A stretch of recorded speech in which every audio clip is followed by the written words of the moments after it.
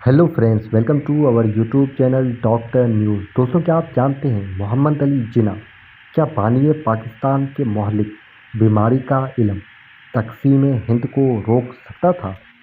आइए जानते हैं इस वीडियो में। जिन्ना ने पहले ही से प्रेस कॉन्फ्रेंस का अपना बयान तैयार कर लिया था।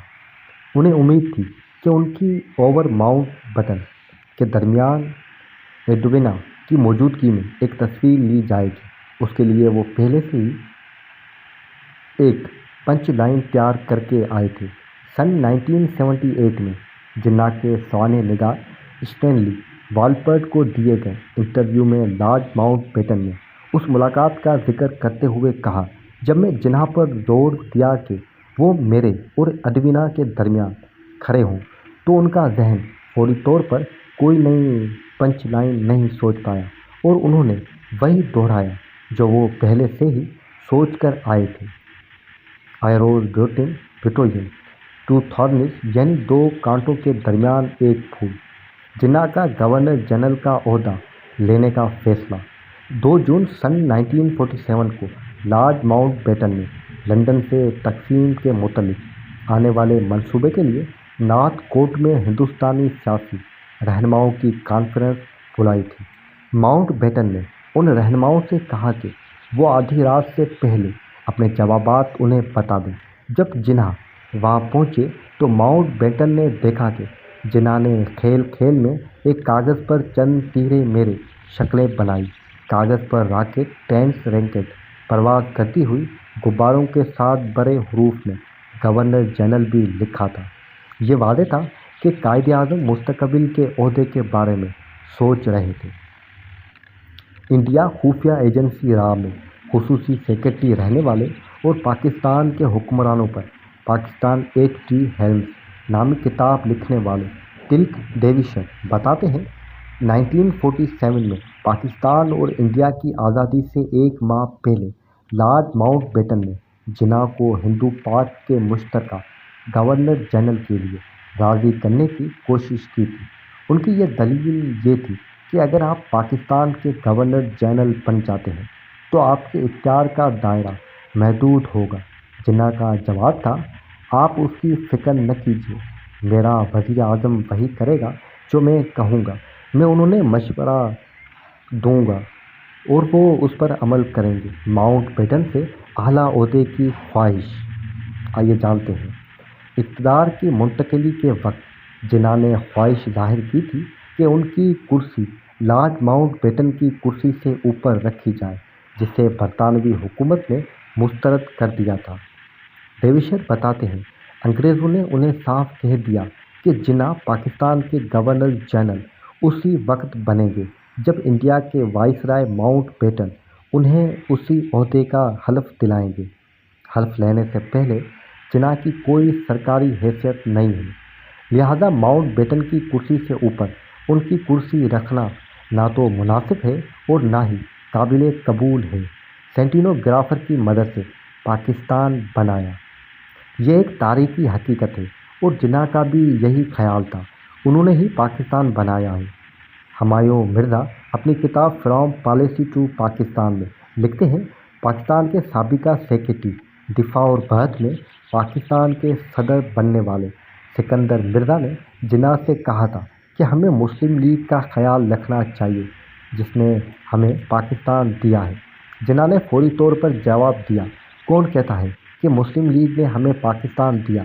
मैंने अपनी स्टीनोग्राफर की मदद से पाकिस्तान कायम किया है। मुसलमान के सियासी रहनुमाओं। जिन्ना का दिन आमतौर पर सुबह 8 बजे कराची में शुरू होता था। एक बड़ी मेज़ पर जिन्ना के सामने कागजात का एक ढेर रख दिया जाता। उसके पास ही क्रियोई सिगरेट का एक डब्बा भी रखा होता था। उनके पास क्यूबा की बेहतरीन सिगरेट भी हुआ करती थी, जिनकी खुशबू से कमरा महकता रहता था। जिन्ना खुद को मुसलमान का मजहबी के बजाय सियासी रहनुमा कहते थे और इसलिए कई बार उन्हें बड़ी मजहबी मसाइल का सामना भी हुआ। मशहूर मसलक खालिद लतीफ़ गोबा ने एक जगह लिखा है कि एक बार उन्होंने जिन्ना को एक मस्जिद में नमाज के लिए मदऊ किया। जिन्ना ने कहा, मैं नहीं जानता कि नमाज कैसे पढ़ी जाती है। मैंने जवाब दिया, آپ ویسا ہی کریں جو وہاں دوسرے کر رہے ہوں۔ سیکولر جناح 11 اگست سن 1947 کو جناح نے پاکستان کو مقننہ میں ایک تقریر کے اسی سن کریوں محسوس ہوتا ہے جیسے وہ کسی خواب سے جاگ گئے ہوں۔ یوں محسوس ہوا جیسے ہندو و مسلم اتحاد کا وہی پرانا پیغامبر جو سروجنی نائیڈو کو بھاتا تھا پھر سے ابھر آیا ہے۔ کسی کاغذ کو دیکھے بغیر وہ بول رہے تھے کہ ہمیں اقلیتوں کو اپنا الفاظ ایمان اور خیالات کے ساتھ یقین دلانا چاہیے جب تک کہ وہ پاکستان کے وفادار شہری کے طور پر اپنے فرائض کو انجام دیتے رہیں گے انہیں کسی سے ڈرنے کی ضرورت نہیں ہے۔ ہم اس دور کا آغاز کر رہے ہیں جب نہ کوئی تفریق ہوگی اور ہی دو برادریوں میں کوئی فرق کیا جائے گا۔ ہماری ابتدا اس بنیادی اصول کے ساتھ ہو رہی ہے کہ ہم ایک ملک کی مساوی شہری ہیں۔ مہلک بیماری کا شکار بہت کم لوگوں کو معلوم تھا کہ دوسری عالمی جنگ کے اختتام سے قبل جناح ایک مہلک بیماری کی گرفت میں آ چکے تھے۔ ان کے ڈاکٹر جال پٹیل نے ان کا ایکس رے لے لیا تو انہوں نے پایا کہ ان کی پھپھڑوں پر دھبے آ گئے ہیں، لیکن انہوں اس بات کو سیگا راز میں رکھا۔ میں نے تلخ ڈیویشر سے پوچھا اگر یہ پتہ ہوتا کہ وہ زیادہ دنوں تک زندہ نہیں رہیں گے تو شاید انڈیا کی تقسیم نہیں ہوتی۔